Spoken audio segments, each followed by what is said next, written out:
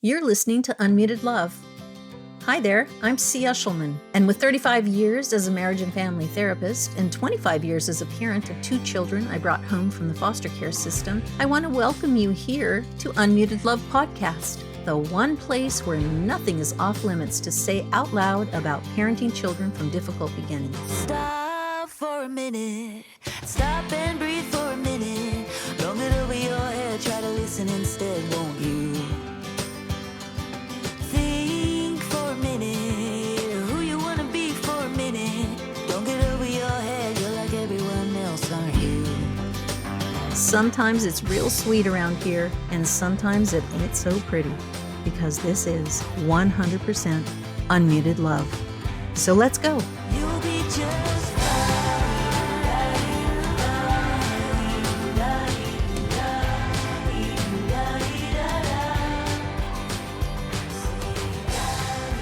Hey parents, this is C. Get the help you need to end destructive and chaotic behavior in your home while parenting children from difficult beginnings. I know you need help, and the Love Plus parenting model actually works. I'm inviting you to work with me personally for 6 months in my virtual therapeutic parent program, and I guarantee you results, or 100% of your investment back. How is that for a blue ribbon deal? I'm looking forward to working with you. See you on the inside.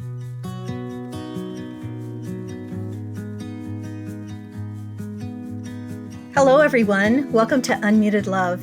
I am so excited because Amanda Savarino and me, together, we're creating a series for you based on Amanda's experience as a parent, partner, and a parent, and on my experience as a parent and a therapist who works with children who have experienced trauma. So we are embarking on a series because together we think our heads are really awesome. We're going to bring our 2 heads together in a kind of conversation to give you our thoughts on various topics over the next 6 weeks. So you are in for a treat, not because I'm here, but because Amanda is here, and we're so lucky to have her. So this is based on her material, which just happens to like dovetail into all my material. So it's really perfect. So we have a lot in common that way. So I'm going to let you introduce how you came to this and what you've based all this on. Okay? I would love to do that. C gave me this amazing opportunity to record this series with her. And I've been sort of working as I work as a parent partner and as my children have become adults on trying to take all of this knowledge that I gained in trying to be a better parent and sort of get it into one place and structure it in a way that makes sense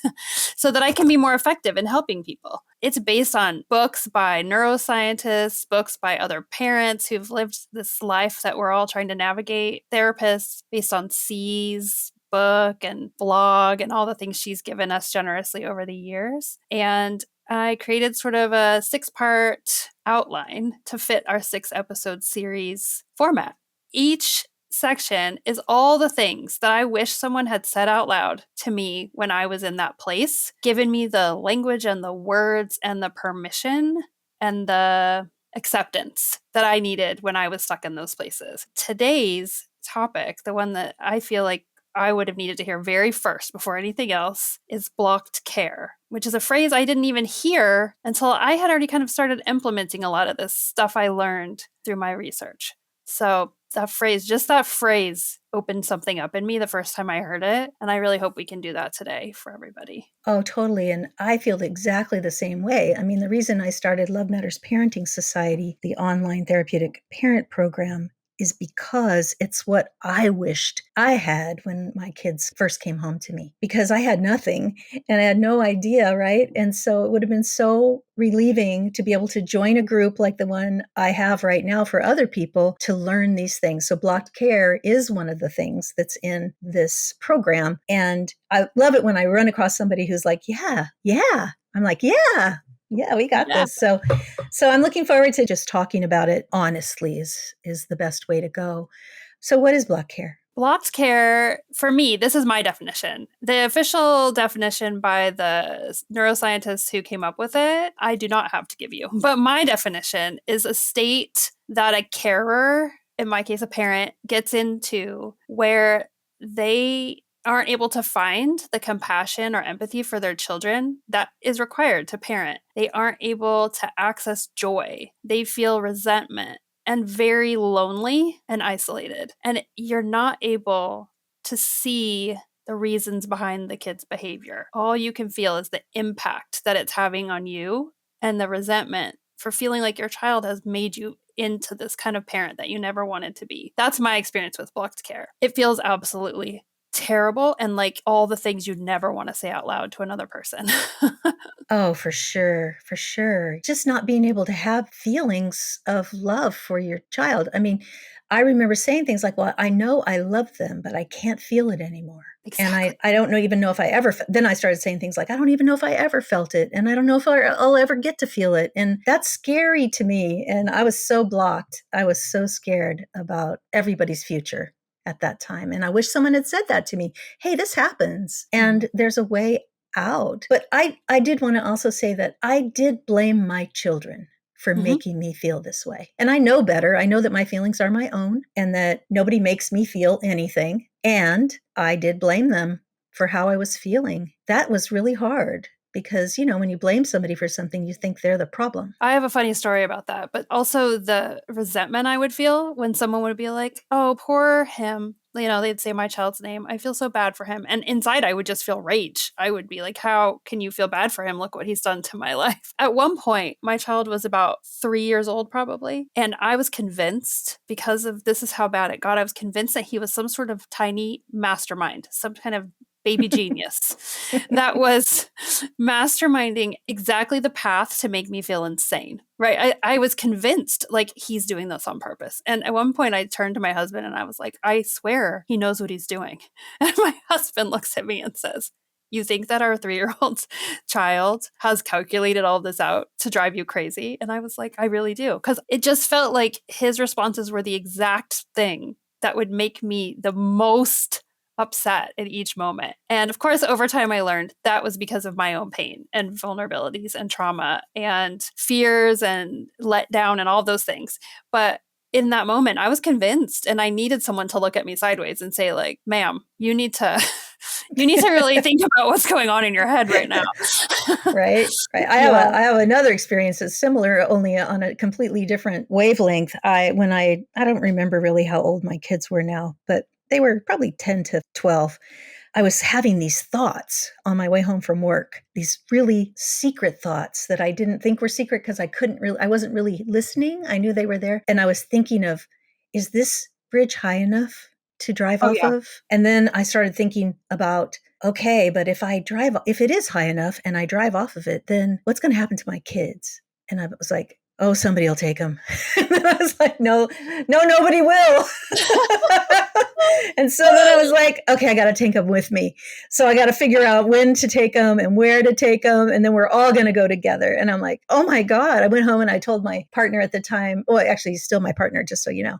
I said, so I've been thinking about driving off of a bridge with the kids. Now I'm thinking I maybe should include you. He's like, I think you need to see someone. And actually, up until that moment, I hadn't really thought this was too weird. I thought anybody in my situation would be thinking this way. And then when he said it, I'm like, oh yeah, I need help. Yeah, it's the moment when you say the crazy thing out loud and you see the look on someone else's face, you're like, wait, I need to check myself. I had the similar fantasies about getting really sick and being in the hospital so that someone would have to step in. That was like the only way I could think of getting a break. So I was like, maybe if I crashed, but like not too bad, they would have to put me in the hospital. But it shows the desperation and the isolation and the disconnection from reality. You're sort of just downward spiral and it just keeps getting worse and worse. Absolutely. And, you know, we can only laugh about it now. It's sort of gallows humor, but we can only laugh about it now because we're out of it. We found our way out of it.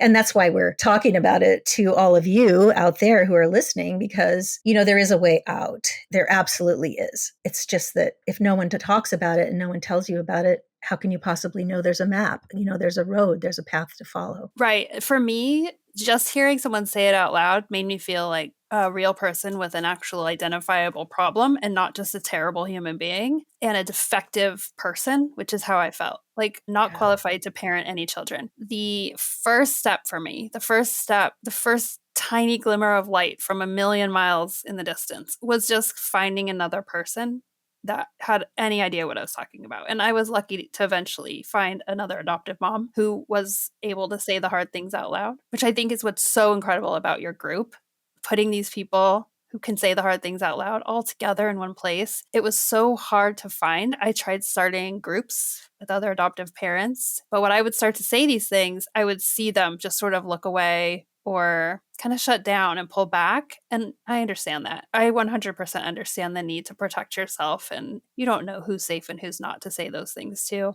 But every time they didn't acknowledge it or they said it wasn't their experience, I felt more and more and more alone. And luckily, I kept trying because, it's scary to think about what would have happened if I hadn't, how isolated I would have gotten. It is scary to think about. Me too, because I really wasn't realizing how serious it had become until I said it out loud. And when parents come into Love Matters, they often are afraid. They ask me, well, if I say how I feel out loud, are you going to report me? Are people going to shun me? Am I going to be judged? And I'm like, oh, no, we're going to love you. We're going to love you until you feel better because that's what you need.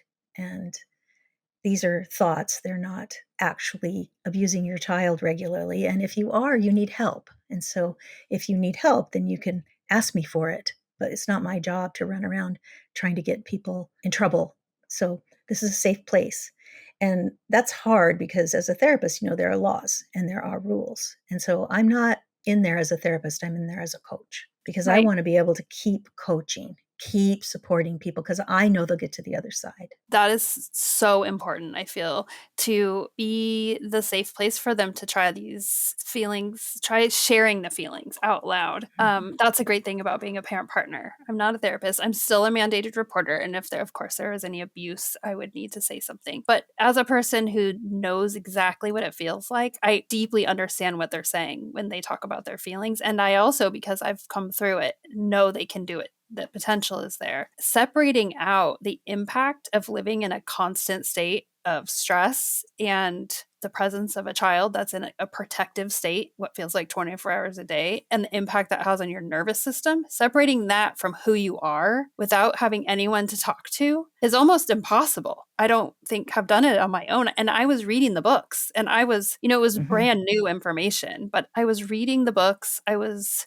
looking desperately for those parents who could say it out loud. I was trying to pretend my way to the parent I wanted to be. But until I could say these things out loud and get connection and empathy from someone else, my nervous system, I'd never felt safe. I never felt like I could set anything down. I was just in a reactive state. I was the raw nerve. Yeah. Just like my child all the time. It was hard to tell for me too. Like, wait, is it me? Am I the one?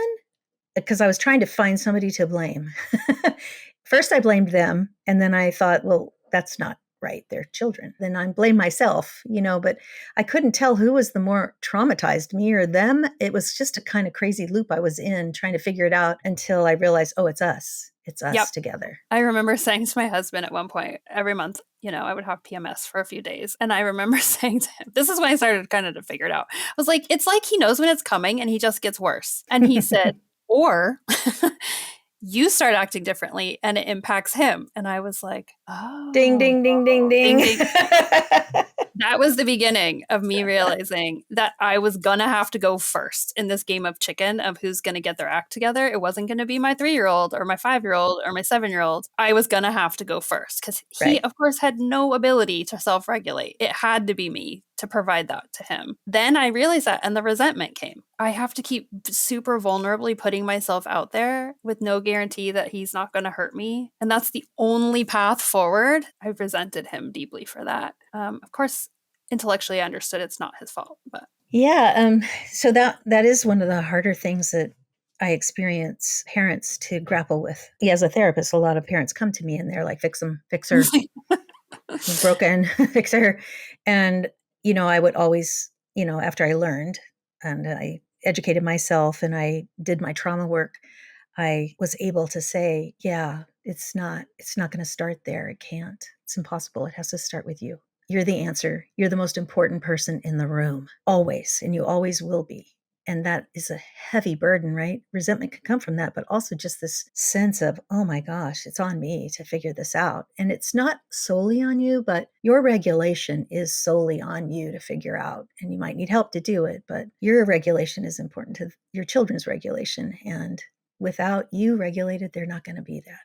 They can't get there. Right. Yeah. And so many of us don't learn these tools. And a lot of us can get through parenting a kid that's neurotypical without having to really strengthen all of these muscles. Our first child, he is not neurotypical, but the way that he expresses his struggles is just more compatible with my skill set. And my younger child, not at all. So with the skills I had when he was young. And now that I've built all of these skills, my muscles around self-regulation, self-awareness, having that regulated nervous system, being aware of when I'm getting close to the edge of my window of tolerance, all of these things I never learned until I was in my 30s.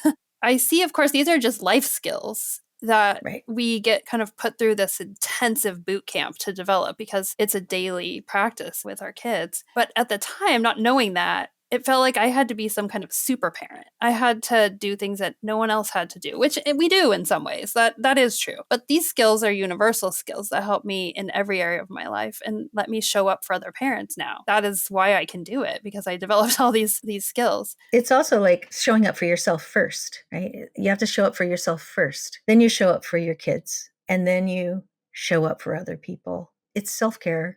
You have to take care of yourself and show up and see yourself and what's happening inside of you and take responsibility. And whoa, that's hard, but it's so freeing in a way because I can work on me.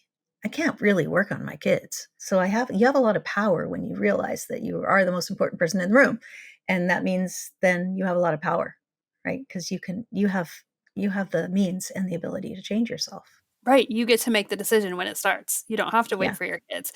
That was a massive paradigm shift. First, it was the resentment that it had to be me. But then when I realized actually any progress we make is really up to me and I can decide, like, am I going to do it or not? When am I going to do it? How am I going to do it? That's all up to me. And he doesn't have to be on board at all. Right. And that's fantastic because he generally wasn't. So that was a huge moment. And it's funny when I talk to parents, the thing I try to communicate, and it's very abstract, I feel like, and I'm sure you encounter this all the time, is that the first step is actually self-compassion and self-care. I call it nervous system care instead of self-care. That's like what I want to do right now before anything needs to change in your house, besides like putting out very real fires, is to work on finding the things that are just yours that help to restore you, even in like tiny moments in the day. And it feels very counterintuitive to them. There's a lot of resistance or confusion about that being the first step. Or that will even work. Like one of the things that I encourage people to do is simply notice beautiful things around you. Just notice when you see a color that's really beautiful. That's a beautiful yellow. Or, oh, look at that sunrise over there. I wish I weren't up at this time, but it's really beautiful, or this flower blooming in my yard, or this bee on the flower blooming in my yard. It's really beautiful. And the more I noticed beauty, the better I felt, right? The more relaxed my nervous system became. So there are lots of things like that are simple and small, but really big in the long run. And I don't usually call it self-care either. I call it self-love. And I think self-care, they're the same. Self-care is self-love and self-love is self-care. And it is all about your nervous system. And without your nervous system being in tip-top shape, it's really hard to get out of blocked care and get into self-compassion, compassion for your child, and to create a life that's, that you love. And you can create a life that you love with children from difficult beginnings. It's just hard, but we can do hard things. We sure can. That's exactly right. We sure can. We actually have to, sadly. Yeah. I wonder if talking about sort of like a timeline, just to share my timeline of like climbing out would be helpful to people. Just as one example. Of course, it's not going to look the same for everybody, but sometimes real practical, like nitty-gritty details are the things I need to just begin to picture myself doing something. I just need to see. So really in the beginning, once I made the paradigm shift, nothing actually changed right away. Like I saw that, yes, okay, it is me. And before I was really able to develop empathy and see my child's behaviors as just a product of his nervous system. That's not where I was right away. The first thing I had to do, which I know now the skill I was learning, but at the time, all I could think is just don't say anything. Like that was my whole Right. goal. My Right. whole goal was just keep your mouth shut. Just Right. get through Right. a moment with your mouth. Like I would literally bite the inside of my tongue or my lip to keep my mouth shut. Mhm. Now I realize I was building up my tolerance for discomfort, right? But at the time, I couldn't think about things like that. All I could think is if you can get through this one very frustrating moment without saying anything, you're causing that much less damage than you would have caused yesterday. So that would be my goal in the morning, to navigate at least one difficult moment without opening my mouth. And I sort of built from there. Because as you do that, your nervous system begins to be able to navigate those moments. It's like building a muscle. You build up your tolerance for discomfort, which is kind of the foundation. It's totally the foundation. What I used to do is cup my hand over my lips. And in my mind, I would say, don't speak. Don't speak. I saw some movie where the woman kept putting up her hand in front of somebody's face and saying, don't speak. And I'm like, I was just doing that to myself. And then later I developed mantras like stop, drop your agenda, breathe, to help me just stop, don't speak, drop your agenda for the moment, breathe yourself into regulation, or go get a drink of water into regulation, whatever it takes, right? I learned those practices later. But the first one was don't speak, because anything that came out of my mouth was going to be ugly until I was regulated. 100% the same. Yeah, I had no generosity of spirit towards this kid. What I say now, and I learned this in a training through UC Davis called the neuroscience of wraparound. And I love learning about the brain science behind behavior. But the woman who was teaching the class, which I wish I could remember her name, but I cannot, she called us nervous system athletes. And I was like, that's the only kind of athlete I've ever been in my whole entire life. But I love it. I love that phrase, because when I'm doing the things I know, like I have a practice of exercise, I have a practice of mindfulness. These are things I do every day. And I think of myself just like anyone training for anything else. Like I am building up this capacity and these, not muscles, but kind of like muscles, my skills. nervous They're system skills. skill. There you go. Thank you. And I love thinking of myself like that. Like literally sometimes I'll put on Eye of the Tiger and like jump around in my bedroom. Be like, yeah. I'm a nervous system athlete today. Mine is Unstoppable by Sia. I listen to that every morning. I'm unstoppable. That's so good. Oh, I might have to alternate, because that's an amazing one. Yeah, that's it's amazing. a good one. Yeah, that's funny. And so when I talk to my parents that I work with about this, it's the same thing I did. They'll kind of even roll their eyes like, okay, me biting my tongue once a day is not going to change our life. And those small steps when you're like drowning feel so dumb. Yeah. You're like, we need to explode our life right now. Like these things you're telling me, it's like you don't understand how bad it is. Yeah. I expect it now that they're just going to look at me like I'm off my rocker. Nuts. Yeah. But they do start to see it. They really do. If I could just build up enough relationship with them that they can trust me for a little while, they'll start to see it. And I'm sure you see the same thing with the parents you work with. Yeah, but that trust is hard. And it's hard because almost everybody that comes to see me, the first sentence or so out of their mouth is nothing works. And so they have read all the books, they've been to trainings, they've been to therapists, they've been everywhere, and they have tried things and they have failed, and they just think nothing works as a result of that, and they lose their spirit, right? What I know about that is that things do work, but the right things in the right order at the right time. You need support to get that going. So support is super important in this process, and it's hard to find. I mean, that's the big roadblock, I feel. You're alone, and if you say the things that are going on in your life out loud to 99% of people, they're going to just make you feel worse.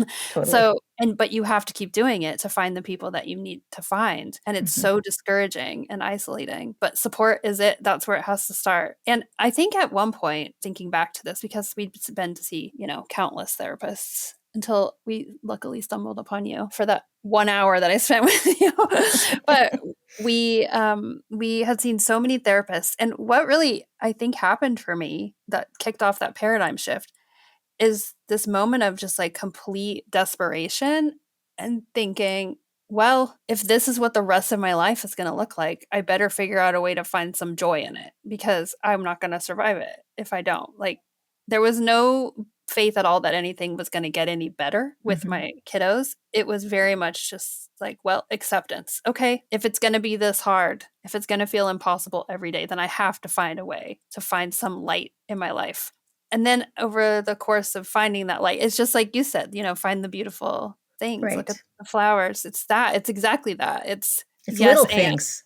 yep. It's little things. It's don't speak, get support, shift your paradigm from typical to therapeutic, and start noticing the little things. Start doing the little things. Start being aware of little things and focus on the good when you can see it, to lift your spirits, to help you take one step forward every day. I mean, there's a lot to it, frankly. There's a lot to learn about therapeutic parenting, and it's very hard to unlearn typical traditional parenting. That's very hard to unlearn because, of course, we were all trained by our parents to be like that generally, unless you had very unicorn-like parents. But Right.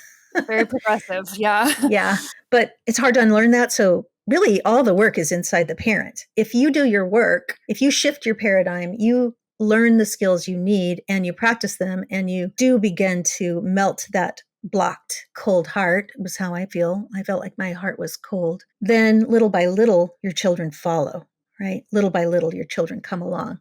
It doesn't mean that they never melt down anymore. It doesn't mean that, they don't spit at you sometimes, but how you experience it, right, is completely different once you make a paradigm shift and once your heart has softened again. It's so amazing, really, when it's like a miracle. I mean, I really am not a big miracle believer, but it felt like a miracle when my heart finally came back to me and I had enough skill and enough regulation to just practice every day. Yeah. The initial looking for those moments of light in the day, and really just like a few things I would list out gratitude for at the end of each day. If I had energy for it, of course, I didn't remember to do it every day. That starts to give you that tiny little bit of capacity to see your child in a human way. It's just for moments. It's just for like moments per day. Yeah. It's not for the whole day. But No. then that little tiny glimpse into them and their experience lets you have a couple more glimmers to add to that day. And in the beginning, it feels like you're moving at the snailiest snail's pace, but it really grows. It accumulates inside of you. And then the first time you're able to do something differently, and then you see your child respond differently, that's sort of when you start to gain momentum, or it felt that way to me. And then I was able to have the capacity where I didn't feel like my brain was on fire, and I could begin to read these books. I couldn't read these books when I felt like our life was burning down. I didn't have the ability to pay attention to anything for more than 10 minutes at a time. So right. The burnout is so high. Ugh. exactly. Your brain is just like, it was like a live wire. I couldn't focus it. So that gave me that ability to just pick up a book and not roll my eyes, in the first sentence when they're saying all these little things. And then I could shift into that nervous system perspective. That's when I was able to let go of traditional parenting.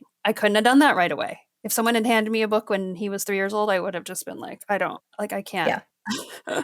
So what I'm hearing you say, and that wasn't true for me because I didn't really find very many people who got my family. But I think what you're saying is that that's when you started to come out of blocked care, was when you first found people you could share the truth with. It started to just help you come out of the darkness. It was one very special person who is still my closest friend to this day. She's a fellow adoptive parent. And I mean, we found each other we clung to each other. Like we were life rafts. We became each other's safe place because we were having a really similar experience. And at the time, and there probably was nothing in the early 2000s, there was no group I could find to join. And the shame that I lived with every day would probably have prevented me from walking right into a group of people. This was felt safer. I was drowning in shame. Me too. But I could see her.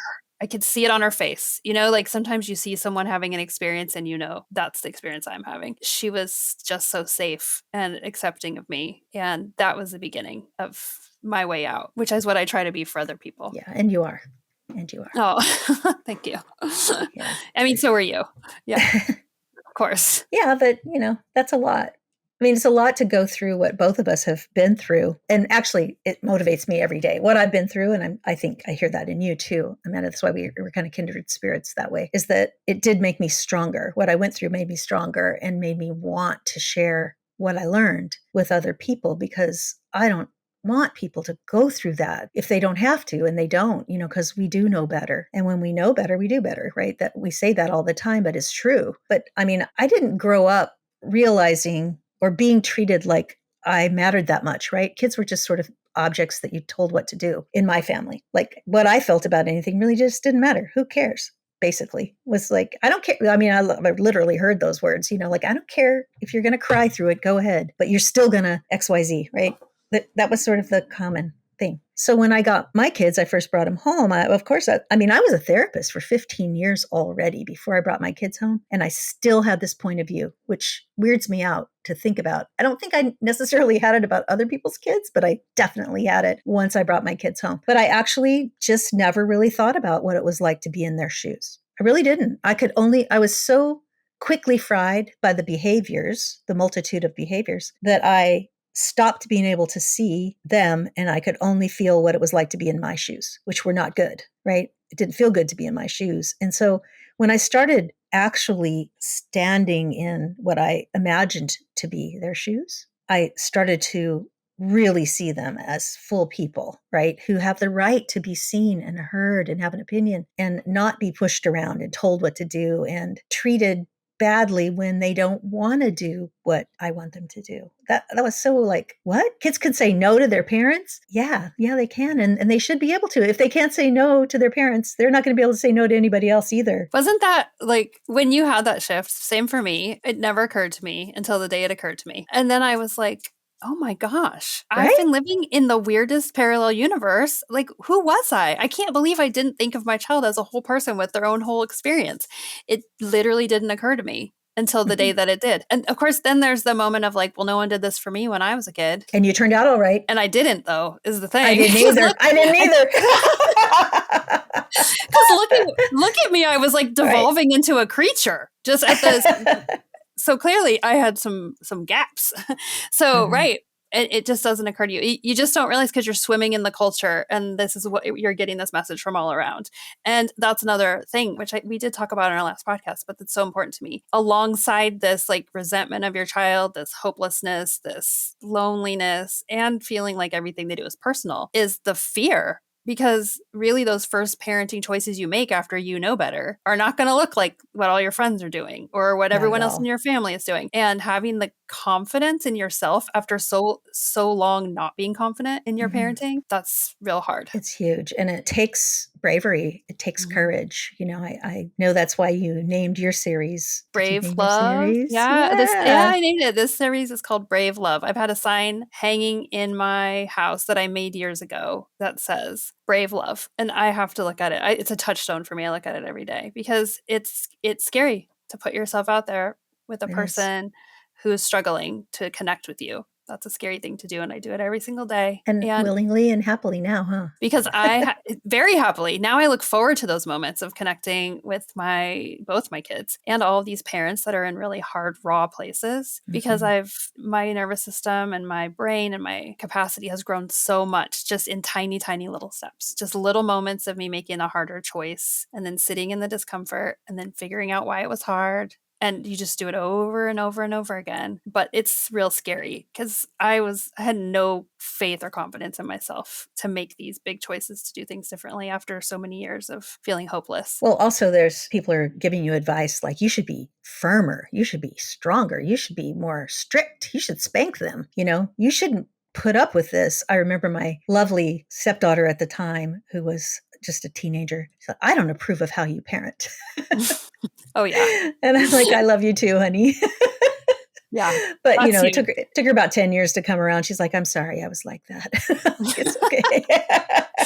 Well, what's funny is if it had been me watching someone else way back then, I would have probably said the same thing. I would have thought exactly the same thing. And I want to say to those people like, listen, I tried it. I wasn't always like this, and it only made things worse. So I hear what you're saying. So we're going to come down to the last couple of minutes of the podcast today. And I'm wondering if there are things in this block care category. There's so much, right? I mean, books have been written, but we haven't said that you think, well, I really need to say this. The things I like to say always when I'm with people is the hardest thoughts, the things I was the most afraid to say out loud. I like to sort of touch on those because I feel like it kind of frees people up to see that they're not alone and they're not terrible people. If anyone listening is living in a place of regret, that was one of the hardest things for me, regretting all the things I've done, sometimes regretting the decision to become a parent, sometimes regretting decision to say that I was fit to adopt children and then realizing maybe that wasn't the case. If you're living in that space, that's such a shame-filled space. It doesn't have to always be that way.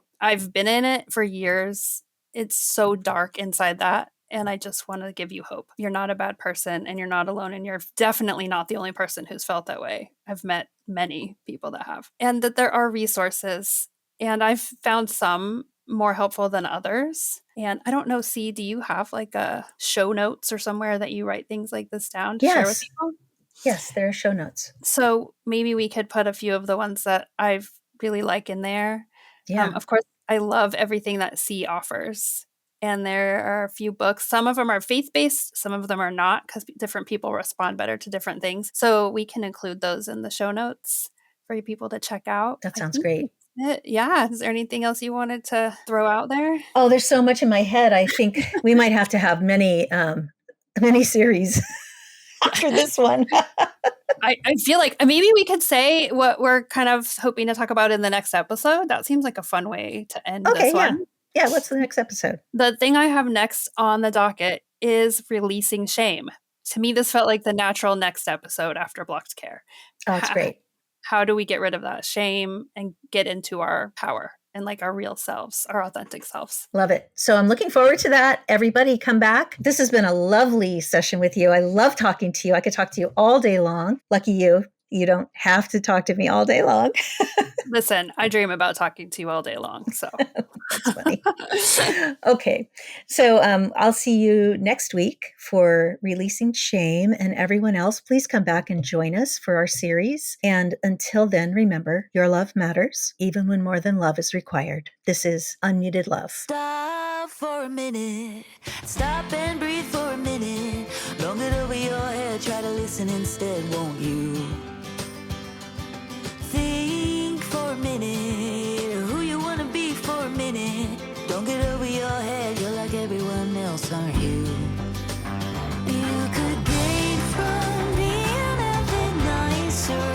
Know when to talk and when to shut your mouth. The UnMuted Love podcast is hosted by me, C. Eshelman, attachment and trauma specialist at the Attach Place in Sacramento, California. Our podcast producer is the amazing Saya Clark, and our theme song is Nicer by Houses on the Hill, licensed through Epidemic Sound. Thank you for being such loyal listeners here on UnMuted Love. I'll see you all next week. You'll be just fine.